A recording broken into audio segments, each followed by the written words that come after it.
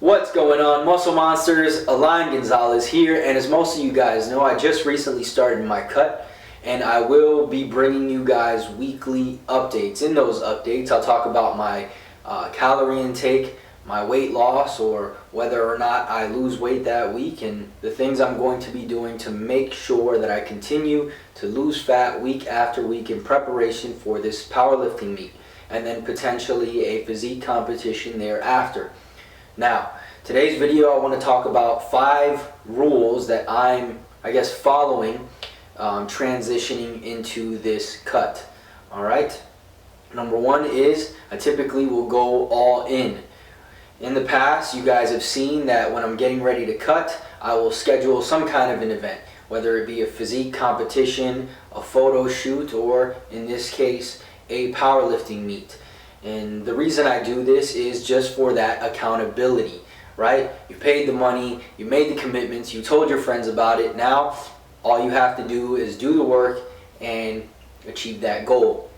Another thing that I personally do, which a lot of people don't do, is I like to tell all my friends and family. Now, I don't go and call everybody and let them know the great news that I'm cutting, but if I see one of my friends or I'm hanging out with some family or whatever the case may be, I let it be known that I am currently dieting. And the reason I do this is 1, for accountability, and 2, the main reason is for that additional support, right? So when I go to a friend's house, when they've invited me for dinner, they already know what the situation is, and I don't seem rude or things like that. You just want their full-on support and their understanding of, the fact that you are serious about a certain goal, and that that's what's happening at that point in your life.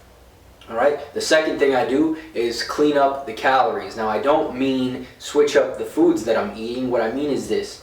And you probably can relate to this if you've bulked for a long period of time. It comes to a point where you're still calculating your nutrition intake, but it's not that big of a deal when you go over your fats or you go over your carbs or your calories in general. So the first thing I would do, or I did do, is kind of just clean everything up. So I didn't actually change my calories immediately. What I did was I cleaned everything up. So instead of cutting my calories, I just stayed at the same number but hit them consistently without going over. Alright, so I got a little bit more strict there. The next thing I'll do is typically I will match my refrigerator to my macros, if that makes sense. And what I mean by that is simple. Usually my diet consists of very high carbs and moderate fats. So sometimes it's hard to get that many carbs without going over the fats because of the trace fats of the carbs. So I like to get a lot of foods that kind of match how my macros are set up. So foods that are maybe high in carbs with 0 fat, or high in protein with low fat. And what this helps me do is to hit the high carbs without going over my fats from the trace fats and the high amount of volume of food that I'm eating. Alright? Another thing I do, which is number 4, is I train heavy. I really focus on strength. And the reason for this is simple, right? The volume is associated with hypertrophy. Strength or intensity is associated with strength.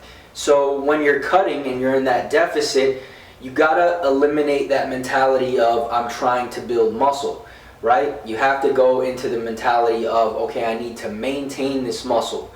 All right, and if your volume is too high, then when you're in a deficit, it gets harder to recover. So if you can cut down the volume slightly and really focus on increasing the intensity, then what you're going to do is you're going to be able to maintain your strength and continue to stimulate the muscle for your body to keep it. Because obviously when you're in a deficit, your body kind of wants to get rid of it, right? So you got to kind of make it feel like, we need this muscle because we need to push this kind of weight, and so it's going to help you keep your muscle mass. All right. And then number 5, and this is the first time I'm doing this, but I'm introducing the magic supplement, branch chain amino acids. And although most times people do this because it's going to help with muscle preservation, especially when you're on lower calories, the reason I'm doing it is slightly different. The reason I'm doing it is because I don't want to have a carb drink intra-workout, because I don't want to take in carbs from a liquid source.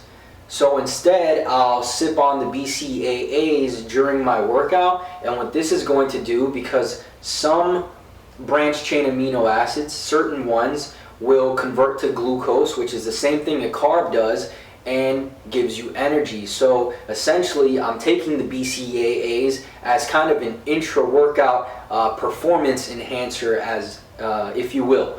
All right, so that's pretty much it, guys. I hope you enjoyed. I hope you found it helpful. If you are going to start a cut, maybe you need to get shredded pretty quickly, download 21-day fast abs. Link down below. It's completely free. Go there, put your name and your email address. You'll get instant access to that. Make sure to subscribe for more videos, and I'll see you guys in the next one. Peace.